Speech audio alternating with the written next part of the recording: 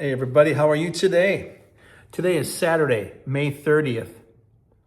I have been sober for 14,305 days.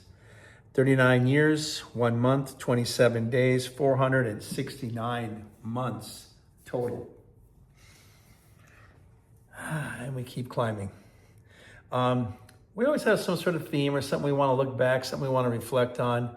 I do it daily. Sometimes I need reminders. I actually got a reminder today. Someone in my family messaged me, and this person, even after 39 years, is still very hurt and angry with my behavior and the way she perceives me to be, even being sober for 39 years. And I wasn't about to be bold and say, well, hey, I've been sober, I've turned it around, that's the old me. No, she still feels pain. So I must listen.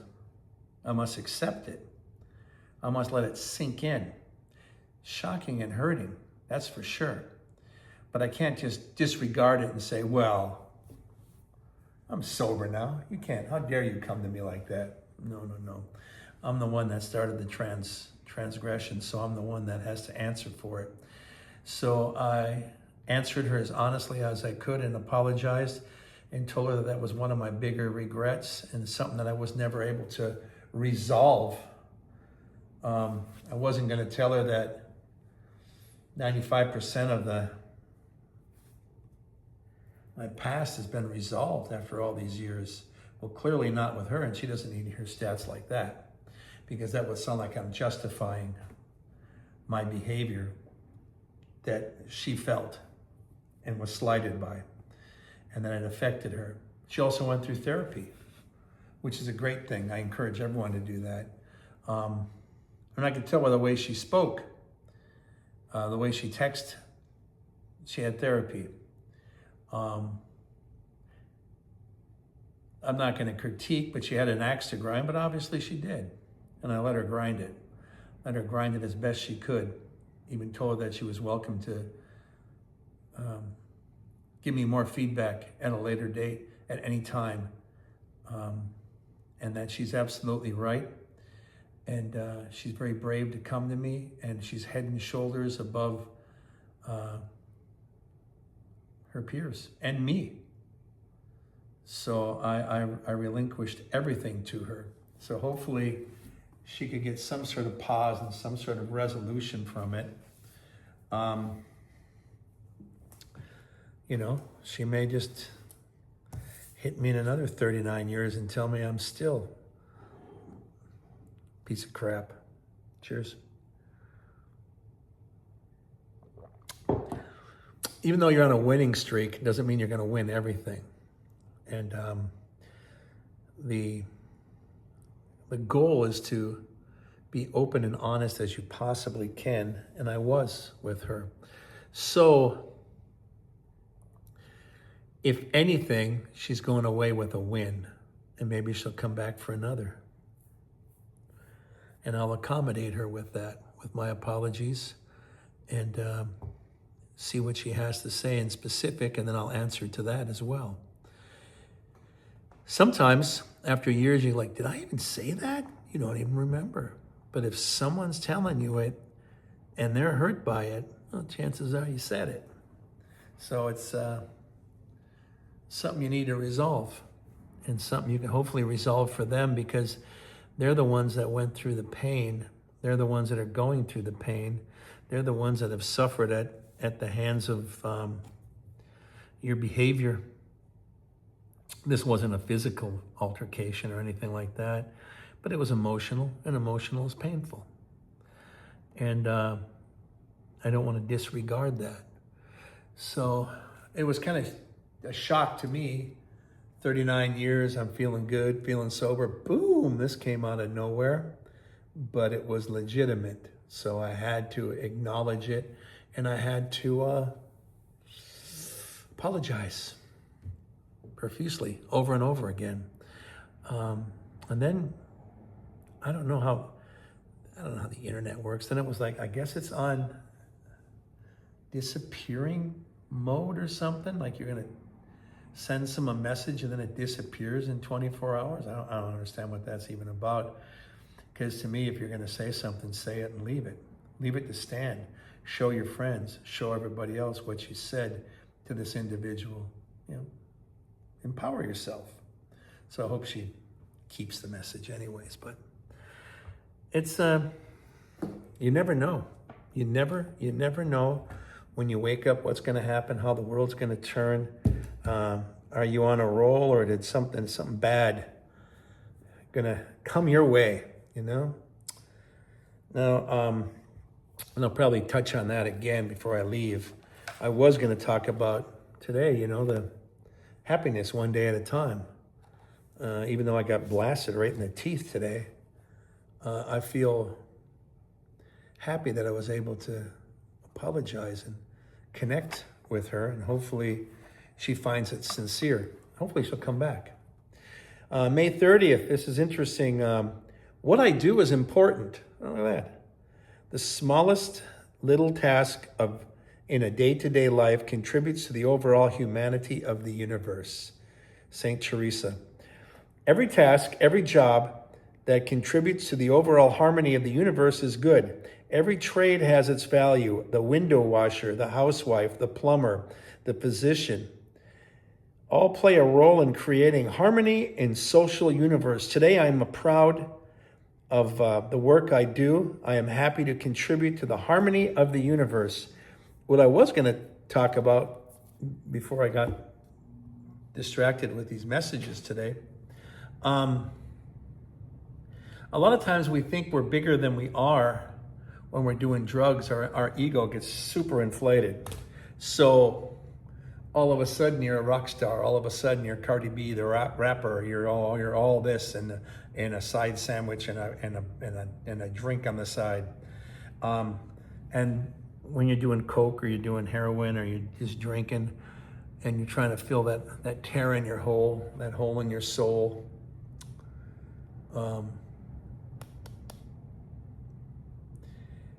The job you do to earn your bread, to earn your living, you may look down upon it. You work at a restaurant as a server, you're a bartender, you're a cook, you're a maintenance man at an apartment complex. Part of your rent is reduced because you're working there all the time, you're on call all the time. You always feel like you're a slave to the system, you're always working. You're a truck driver going coast to coast and you barely go home every 6 weeks to see your family. You spend more time with your little dog or your cat that rides with you than you do with your own family. But you're doing it to pay the bills. Me, myself, I would be working in restaurants. I used to open up Applebee's, so I'd be on the road for anywhere from 1 week to six weeks, come home for 1 week and be gone again. So I spent more time with my team than my family. And then I got off the road and went in the restaurant. Well, then I'm in there 6 days a week, 12 hours a day. All I did was sleep. I didn't even do anything around the house. I didn't contribute at all. Now that I'm retired and I just drive rideshare and work on the podcast, I actually can do the housework and do things around the house. So I tell Kim, now you got a husband and a maid. Make up for lost time. But you know,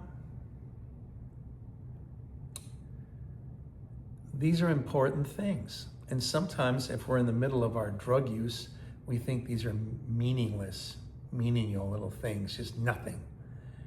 And you don't respect where you're at. You don't respect the space you take at work. You don't respect work. You get a paycheck, but it's spent right away, so you don't think you're even getting ahead, but you are contributing to the family. And sometimes you can think really down on yourself. And those things can happen. And that's why a little something like this, little thought for the day, is that little things you do in your day-to-day life contribute to the neighborhood, contribute to the universe, contribute to the good. It contributes to your soul and your feeling of worth. And that's important. It's very important. That's what kind of gives you the reward to go through the next day. Do it again. If no one's got a pat you on the back, you don't get a pat on the back every day. Cheers. But you have to be there. If you're the mother of your family, you have to be there for your children. It's a full-time job. I've told people that I look at it like I have one job and then I get married, I have another job. I don't have children, so I don't have a job. You're raising children. How many you have? Well, you got 3 kids, that's 3 jobs, plus your job for the household, plus being married. Your husband's a job, or your husband's job. And that's why everyone gets wore down and we gray early, because we're making those moves and we're always working, taking care of the family. Some of us fall apart and don't even do that. We run away. I ran away from a lot of relationships just because I didn't want to be involved, because I didn't think much of myself. And a lot of times if you're in the throes of addiction, you secretly, even though you don't outwardly say it, you know it in the back of your mind, you don't have respect for yourself, you don't like yourself, you actually hate yourself. Then if you're with someone who wants to be with you, you think, what kind of person would want to be with a person like me? So you have disrespect for that person. And it's a crazy little merry-go-round. And those little patterns are what a lot of addicts go through, seriously. And if you are an addict, you know what I'm talking about. If you're recovering, you know what I'm talking about. And you just can't, even like today, I did the most heartfelt apology I could and compliment her for all the things she's done, in spite of being in my shadow and my negligence. And the hurt that I caused her by abandonment and not even acknowledging her as a human. That's pretty bad. That's very bad.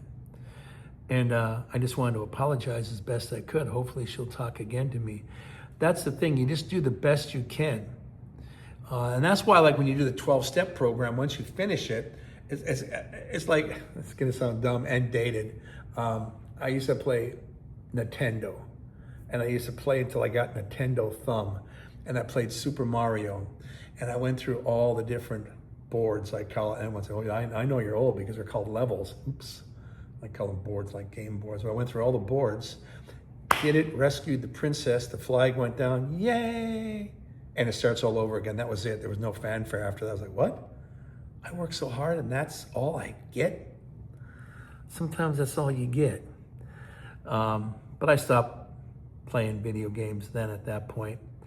So I don't even know what an Xbox looks like, and people tell me about gaming online. I know nothing about it. And people are like, really? And I kid around and I say, well, yeah, I stopped playing because I was 32 and I was married, and I realized I was an adult. I'm playing like crazy and giving it all in the living room, and she's just wondering when I'm gonna come out for dinner or what I'm gonna do tonight. I just came home from work. I just want to unwind. Well, don't you want to hang out with me? Want to watch a movie? I can't watch a movie if you got the Nintendo on and it's on the TV. All right, let's watch a movie. Begrudgingly. So it's like I'm not engaged in a relationship either. So I had to change my way there, and I've been sober at the time. I guess 5 years or so. So it's like, yeah, I got a wife here. Maybe I should spend some time with her instead of playing Nintendo. So yeah, you live, you learn, you adjust. Even as I say that, it sounds actually embarrassing as I say it. I'm kind of like, oh God. I got some friends that are really into comics and aren't you into comics? DC, Marvel? No, not really. I had some Spider-Man or Superman, I guess, when I was younger, and Star Trek had their own comic book series, which took the show beyond the 3 years it was on the air. So that was fun and exciting, and you got to see the pictures, and you got the story, and that kind of stuff. But then I stopped doing that as well. I said, why? And I said, I was no longer 10. But I got friends that are in their 60s and they collect comic books and they're really into it. But I collected music my whole life. I mean, so, and we're in a very musical household. So everyone has a hobby. Everyone has something that they gravitate to. It's kind of a reward. It's a reward for what you do. It's your way of slapping yourself on the back and saying, "That a boy, doing a good job." Because like I say, not everybody's there to slap you on the back and say, "Good job." So we all need it one way, shape, or form. That's like today's texting each other. I made sure that I complimented her with almost every sentence that I could muster up, and be as sincere as I possibly could, because I felt it was important. It wasn't a win that I needed to have. It was a surrender that I needed to give. And I needed to give. I needed it myself as well. And it's very humbling. It's actually, I don't want to say relieved. It's just nice to be able to express it. I saw her pop up on one of my Instagram posts. I'm like, really? Wow, I didn't even know. She wasn't one of my friends, so I guess she was ghosting me or checking it out. I guess you can do that, people say. And I was going to contact her, but then I thought, and I even told her in the text, I said, I just thought that would be kind of too much out of the left field, and I didn't want to act like I had found you checking in on me. Because if I did that, it sounds like I had the upper hand and I was watching, and I didn't want to do that at all. I didn't want to put the situation in a spot where somehow it's perceived that I'm lording over her. I figured out what she's done and I'm the puppet master and I know what you're up to. No. It's all apologies and hat in the hand. And I don't expect anything from it. I would like to have it resolved, but it may never get resolved. That's the whole thing. If you do something because you think it's a guarantee, then are you really being sincere? You really want to reach out. You can't fear rejection. So if you fear rejection, you hold back. In my youth, that is what I did. I held back because I feared rejection.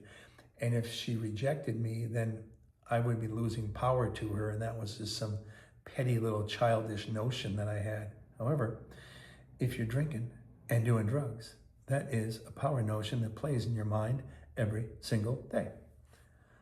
So when an opportunity arises that you can, when you're using and you can stop someone, you will. Cheers, because you don't want to be in that situation at all. You'll feel that you lose some power to somebody and you won't like that. You might even loathe yourself for it because you're suddenly weak. Now you're a weak man. What happened? You used to be a strong man. Why are you so weak? You could beat yourself into the ground over something like that. When you're sober, you allow that to happen. And you feel it. You feel the rejection. You feel the pain. One, because I deserve it. Two, it had to be done. Three, she had to express herself. How else is she going to give the notion of having any of her power back? By putting me in my place. And she put me in my place, and I think she wanted to stop talking right then and there, like, I'm going to say this and I'm going to disappear so I don't have to listen to what you have to say. So I hope she read what I said, because I think it might surprise her that I didn't come bulldozing back at her. I let her win on every level, and I apologized and told her it was one of my biggest regrets in my life, my biggest regret in life. So I hope that something better comes from it.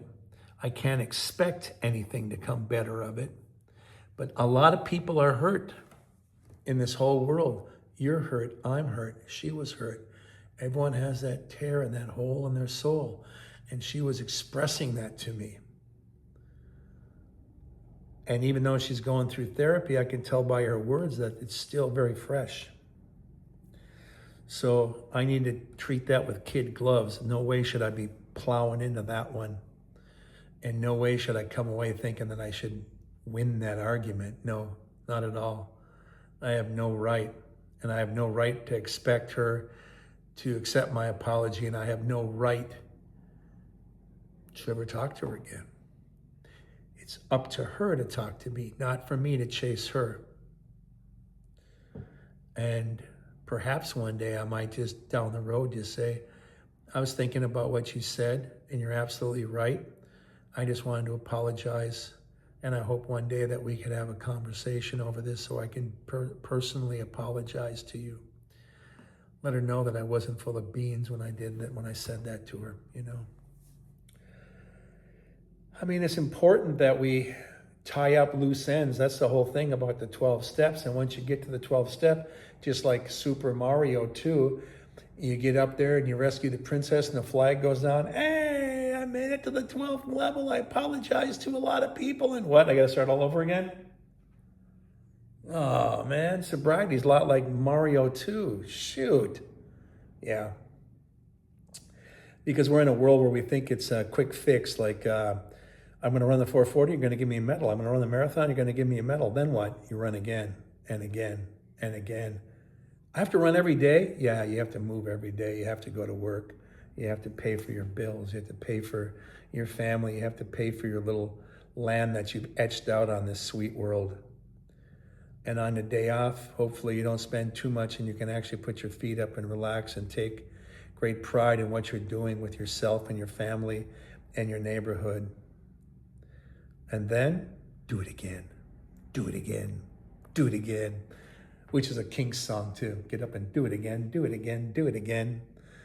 So if you look at it like that way, it can be negative and you think it's just completely repetitive. But then again, so is breathing, right? So is eating, so is bathing, so is going to the bathroom, you know? So is reading and educating yourself, communicating with people. It's nice just to say, hey, how you doing? Good. How you doing? Fine.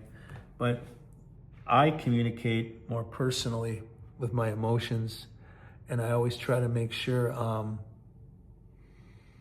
that people know where I'm at. I'm definitely a full disclosure kind of guy.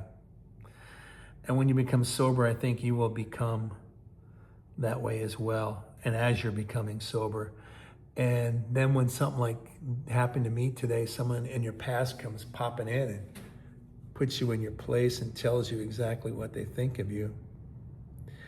And you've been sober for X amount of years thinking you're doing good. You can't take it like, oh, you're gonna knock me off my horse? No.